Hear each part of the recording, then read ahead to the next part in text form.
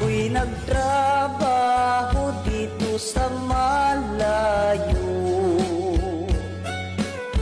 pamilya'y iniwan, nag-a-abroad ako. Ngunit ang masakit, amo ko'y salbahe, ang bawat sahod ko